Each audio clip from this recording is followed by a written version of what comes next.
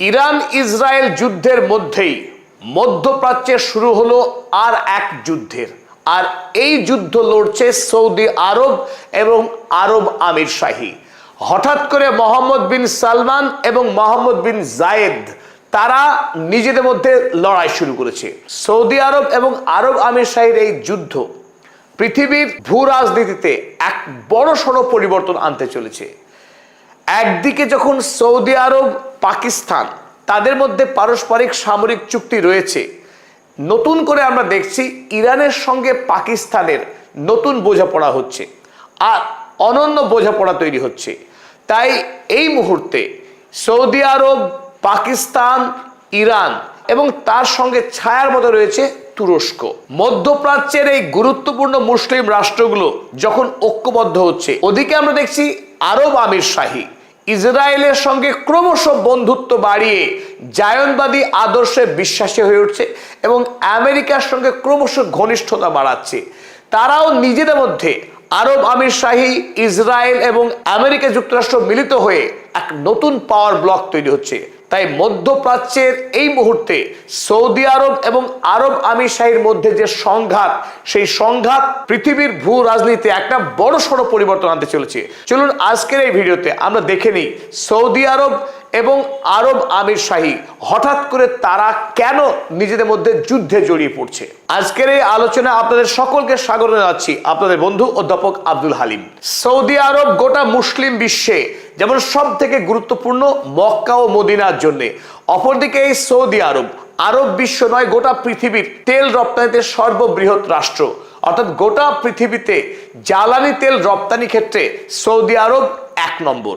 স্বাভাবিকভাবেই সৌদি আরবের অর্থনীতি এবং তার সামরিক শক্তি আরব বিশ্বের মধ্যে সব থেকে এগিয়ে।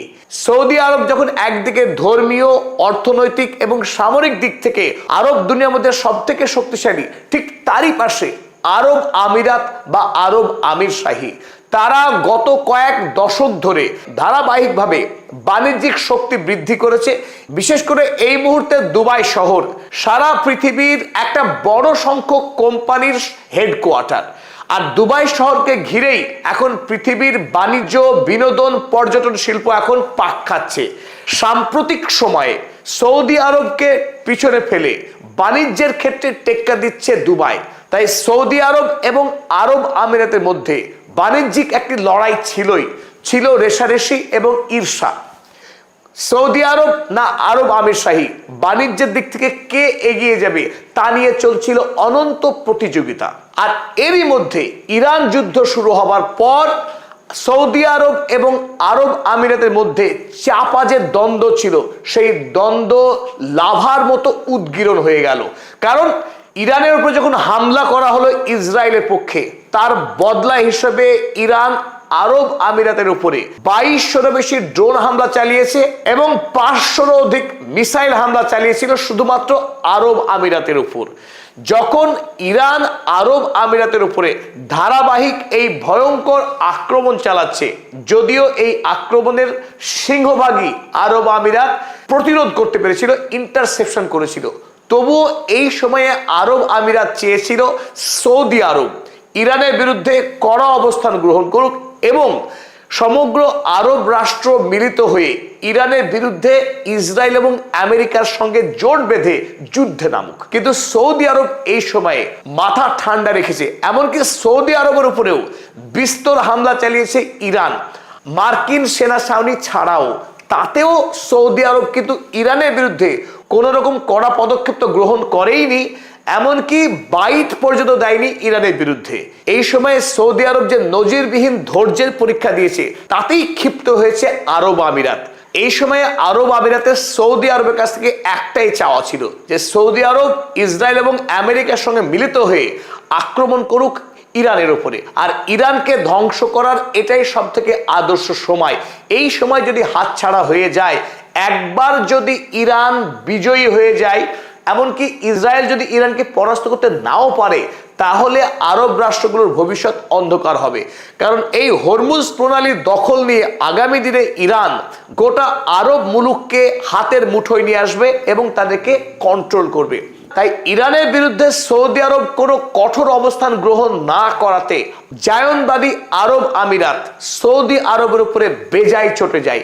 আর তারই ফলাফল দেখলাম আমরা 30শে এপ্রিল আরব আমিরাত সরাসরি ওপেক এবং ওপেক প্লাস থেকে স্থায়ীভাবে তার সদস্যপদ খারিজ করে দিল। ওপেক অর্থাৎ তেল উৎপাদনকারী যে রাষ্ট্রগুলি রয়েছে পৃথিবীতে, তাদের যে সংস্থা যাকে ওপেক বলে, যে ওপেক খনিজ তেল কতটা উৎপাদন করা হবে, তার বিশ্বে বাজারে দাম কি হবে, সমস্ত বিষয়ে নিয়ন্ত্রণকারী যে সংস্থা তার নাম ওপেক। আর এই ওপেকের প্রধান হিসেবে এতদিন ধরে কার্যভার সামনে আসছিল সৌদি আরব, কারণ সৌদি আরব পৃথিবীর মধ্যে সর্ববৃহৎ তেল রপ্তানিকারক দেশ। আরব আমিরাত সৌদি আরবের তত্ত্বাবধানে একই সংস্থাতে আর কোনোভাবেই থাকতে চায়নি। আরব আমিরাতের সৌদি আরবের প্রতি ক্ষোভ এতটাই বেড়ে গেল যে আরব আমিরাত ওপেক থেকে ইস্তফা দিয়ে দিল। আরব আমিরাত দুটি কারণে ওপেক থেকে ইস্তফা দিল। এক নম্বর বড় কারণ, সৌদি আরবের সঙ্গে একই সংস্থায় থাকবে না। দ্বিতীয়ত কারণ, আরব আমিরাতকে এই মুহূর্তে ইসরায়েল এবং আমেরিকা পরোক্ষভাবে ইন্ধন জুগিয়েছে যে আরব আমিরাত শীঘ্রই ওপেক ত্যাগ করুক। ফলে আরব আমিরাতের অনেকগুলি লাভ হবে। এক, ইসরায়েল সরাসরি সামরিক অস্ত্রশস্ত্র এবং সৈন্য পাঠিয়ে ইরানের বিরুদ্ধে যাতে আরব আমিরাত লড়াই করতে পারে সেই ব্যবস্থা করবে ইসরায়েল। সঙ্গে থাকবে আমেরিকা, কারণ আমেরিকা যুদ্ধকালীন সময়ে যাতে দুবাই দুর্বল না হয়ে পড়ে, আরব আমিরাত অর্থনৈতিকভাবে যাতে দুর্বল হয়ে না পড়ে, আরব আমিরাতের কাছে থাকা দিরহামকে সরাসরি মার্কিন ব্যাংকে জমা দিয়ে আমেরিকার কাছ থেকে বিপুল পরিমাণে ডলার সংগ্রহ করার যে সুযোগ, সেই সুযোগ দিয়েছে আমেরিকা। আমেরিকা অভ্যন্তরে তেলের সংকট এবং তেলের দাম বেড়ে যাওয়াতে জেরবার, তাই আরব আমিরাতের কাছ থেকে বিপুল পরিমাণে তেল কিনে নিয়ে বিশ্বের বাজারে তেলের দামকে কিছুটা নিয়ন্ত্রণ করার স্বপ্ন দেখছেন ডোনাল্ড ট্রাম্প। তাই এই মুহূর্তে আরব আমিরাত সরাসরি ইসরায়েলের সঙ্গে সামরিক বাণিজ্যিক সম্পর্ককে গভীর থেকে আরো গভীরতর করলো। আর এই জায়গায় সৌদি আরব যারা প্রথম থেকে লড়াই শুরু করেছিল ইসরায়েলের বিরুদ্ধে, 1948 সালে যখন আমেরিকা এবং ইংল্যান্ড মিলিতভাবে রাষ্ট্রসংঘের মাধ্যমে ইসরায়েল রাষ্ট্রের প্রতিষ্ঠা করেছিল প্যালেস্টাইনের মাটিতে, তখন প্রথম যারা যুদ্ধ ঘোষণা করেছিল তার নেতৃত্ব দিয়েছিল সৌদি আরব। তাই সৌদি আরব বর্তমান সময়ে আমেরিকার সঙ্গে বন্ধুত্ব রেখে চললেও আরব কিন্তু কোনোভাবেই চায় না যে আরবের মাটিতে ইসরায়েল শক্তিশালী হোক এবং একেবারে সৌদি আরবের পার্শ্ববর্তী রাষ্ট্র, প্রতিবেশী রাষ্ট্র আরব আমিরাতে জায়নবাদী শক্তি বৃদ্ধি পাক। তাই এখনো পর্যন্ত সৌদি আরব ইসরায়েলকে রাষ্ট্রের স্বীকৃতি দেয়নি এবং তার সঙ্গে সরাসরি কোনো রকম বাণিজ্যিক সম্পর্ক তৈরি করেনি। এই মুহূর্তে সৌদি আরব পাকিস্তানের সঙ্গে যেহেতু এক বড়সড় সামরিক চুক্তি সম্পাদিত করে রেখেছে, পাকিস্তানের সঙ্গে তার সামরিক লেনদেন প্রচুর পরিমাণে বেড়েছে এবং এই প্রেক্ষিতে আমরা দেখলাম আরব আমিরাতকে পাকিস্তানের বিরুদ্ধে প্রতিশোধ নিতে। পাকিস্তান যেহেতু ইরানের প্রতি বন্ধুত্ব প্রদর্শন করছে এবং সৌদি আরবের সঙ্গে তার ঘনিষ্ঠ সামরিক সম্পর্ক রয়েছে, এই মুহূর্তে আরব আমিরাত পাকিস্তানকে টার্গেট বানালো যে পাকিস্তানকে আগেই আরব আমিরাত $3.45 বিলিয়ন ধার দিয়ে রেখেছিল নানান শর্তে। এখন হঠাৎ করে এপ্রিল মাস শেষ হওয়ার আগেই পাকিস্তানকে চাপ প্রয়োগ করা হলো ওই টাকা পরিশোধ করার জন্য। আর এই পরিস্থিতিতে সৌদি আরব পাকিস্তানের পাশে দাঁড়িয়ে পাকিস্তান যাতে ওই সমস্ত টাকা আরব আমিরাতকে ফেরত দিতে পারে নির্ধারিত সময়ের আগে, তার জন্য $3 বিলিয়ন টাকা তুলে দিল পাকিস্তান সরকারের হাতে এবং পাকিস্তান সরকার নির্ধারিত সময়ের আগেই ইউএইর কাছে সেই টাকা পরিশোধ করলো। একদিকে যখন আরব আমিরাত এবং ইসরায়েল তাদের মধ্যে ঘনিষ্ঠতা বাড়িয়েছে, এদিকে আমরা দেখলাম সৌদি আরবের সঙ্গে পাকিস্তানের একটি নিবিড় সামরিক চুক্তি স্বাক্ষরিত হয়েছে গত বছর, যে চুক্তির প্রধান কথা ছিল নেটোর ক্লজ 5 এর মতো, অর্থাৎ যদি সৌদি আরবকে কোনো দেশ সামরিকভাবে আক্রমণ করে সরাসরি পাকিস্তান সেই যুদ্ধে জড়িয়ে পড়বে, কারণ ধরে নেওয়া হবে পাকিস্তানকেও সামরিক আক্রমণ করেছে সেই শত্রু দেশ। আবার যদি পাকিস্তান কোনো দেশের দ্বারা আক্রান্ত হয় সরাসরি সৌদি আরব সেই লড়াইয়ে যুক্ত হয়ে যাবে। এই সামরিক চুক্তির কারণে সাম্প্রতিক সময়ে সৌদি আরব এবং পাকিস্তান নিবিড়ভাবে তাদের আদান প্রদান বেড়েছে। আর এই দুই রাষ্ট্রের সঙ্গে ছায়ার মতো রয়েছে এরদোয়ান, তুরস্ক। যখন তুরস্ক, সৌদি আরব এবং পাকিস্তান তাদের মধ্যে ধারাবাহিক সামরিক আদান প্রদান চলছে। আর এই আবহে শুরু হয়ে গেল ইরান যুদ্ধ। ইরান যুদ্ধে ইরানকে পরাস্ত করতে না পেরে আমেরিকা যখন বর্তমানে ওমান উপসাগরে ইরানকে ঘিরে নৌ অবরোধ চালাচ্ছে, সেই সময়ে ইরানের পাশে দাঁড়ালো পাকিস্তান, যাতে করে ইরান অর্থনৈতিকভাবে ধ্বংস না হয়। তার জন্য পাকিস্তানের যে বর্ডার, সেই বর্ডার খুলে দেওয়া হলো ইরানের জন্য। খুলে দেওয়া হলো দুটি বন্দর, গাওদার বন্দর এবং করাচি বন্দর, যে বন্দরগুলো ইরান ব্যবহার করবে এবং তার দেশের পণ্য বিদেশে বিক্রি করবে। অনুরূপভাবে বিদেশ থেকে পণ্য আমদানি করবে ইরান পাকিস্তানের মাধ্যমে। তাই আমরা স্পষ্ট দেখতে পাচ্ছি পাকিস্তানের সঙ্গে যখন ইরানের বন্ধুত্ব বাড়ছে, পাকিস্তানের সঙ্গে তখন সৌদি আরবেরও বন্ধুত্ব বাড়ছে। তাই এই চার দেশ মিলিত হয়ে নতুন করে একটা ব্লক, একটা সমীকরণ তৈরি হচ্ছে, যে সমীকরণের মূল কথাই হবে আগামী দিনে ইসলামিক বিশ্বকে শক্তিশালী করা। কারণ এদিকে জায়নবাদী শক্তি ক্রমশ শক্তিশালী হচ্ছে, আমেরিকা যুক্তরাষ্ট্র, ইসরায়েল, এবং তার সঙ্গে হাত মিলিয়েছে এই আরব আমিরাত।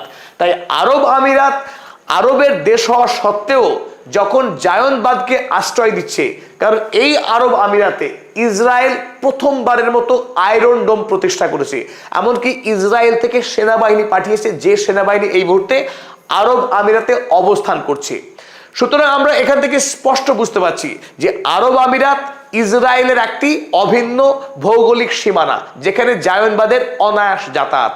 তাই সৌদি আরব কোনোভাবেই নিজেকে সুরক্ষিত রাখতে পারবে না যদি সৌদি আরব এই মুহূর্তে পাকিস্তান, মুসলিম বিশ্বের একমাত্র পারমাণবিক শক্তিধর রাষ্ট্র, অপরদিকে তুরস্ক, যে তুরস্ক একদিকে নেটোর সদস্য, অপরদিকে তার অবস্থানগত সুবিধার কারণে রাশিয়ার সঙ্গে বন্ধুত্ব রয়েছে এবং তুরস্কের কাছে রয়েছে সর্বাধুনিক সমরাস্ত্র এবং উন্নত প্রশিক্ষণ প্রাপ্ত সেনাবাহিনী। পাশাপাশি তুরস্ক মুসলিম বিশ্বের সবচাইতে ধনী, অর্থনৈতিকভাবে শক্তিশালী একটা রাষ্ট্র। তাই এই চার রাষ্ট্র মিলে এই মুহূর্তে একটি নতুন ব্লক তৈরি করার ভাবনা চিন্তা করছে। আর নিশ্চিতভাবেই মাথার উপরে রয়েছে রাশিয়া এবং চীন, কারণ রাশিয়া এবং চীনকে নিয়ন্ত্রণ করার ক্ষমতা যে রাষ্ট্রের সব থেকে বেশি, তার নাম ইরান। তাই এই গ্রুপ অর্থাৎ তুরস্ক, সৌদি এবং পাকিস্তান, তারা ইরানকে দলগত করার একটাই লক্ষ্য, যাতে করে রাশিয়া এবং চীন তারা তাদের সঙ্গে শক্তিশালীভাবে অবস্থান করে। তাই এই মুহূর্তে সৌদি আরব এবং আরব আমিরাতের যে দ্বন্দ্ব, সেই দ্বন্দ্ব কিন্তু পৃথিবীকে দুটি খণ্ডে বিভক্ত করছে। একদিকে ইসরায়েল, আমেরিকা এবং আরব আমিরাত, আর অন্যদিকে সৌদি আরব, তুরস্ক, পাকিস্তান এবং ইরান, সাথে চীন ও রাশিয়া। তবে স্বাভাবিকভাবে এখানে একটি প্রশ্ন উঠতে পারে, সৌদি আরব তাকিয়ে তাকিয়ে দেখছিল ইরান হামলা চালাচ্ছে আরব আমিরাতের উপরে, এত আক্রমণ সত্ত্বেও ইরানের বিরুদ্ধে সৌদি আরব কোনো বাইট দিল না, যুদ্ধে যাওয়া তো প্রশ্নই ওঠে না। তো এর কারণ হিসেবে একটি বিষয়কে আমরা কিন্তু উল্লেখ করতে পারি, তার কারণ দুবাই শহর। দুবাই শহর সারা পৃথিবীতে বিজনেস হাব হয়ে উঠেছে এবং তার সীমাহীন সমৃদ্ধি।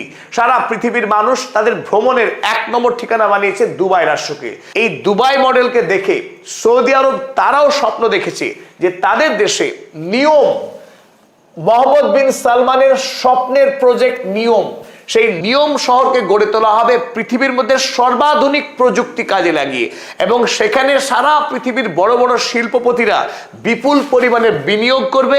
আর সেটাই হবে আগামী দিনের শহর, ভবিষ্যতের শহর। সেই ভবিষ্যতের শহর গড়ে তুলছিলেন মোহাম্মদ বিন সালমান, কিন্তু এই কাজ করতে গিয়ে একাধিকবার ঠক্কর খেয়েছেন মোহাম্মদ বিন সালমান।